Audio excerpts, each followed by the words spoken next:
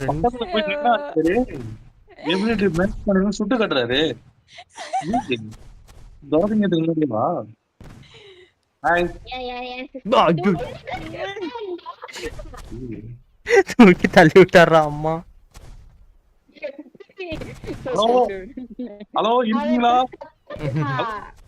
Hello யாரா இருக்கீங்களா? எப்படி போலீஸ் குண்டி தூக்கி கட்டி ஷெரீஃப் ஹலோ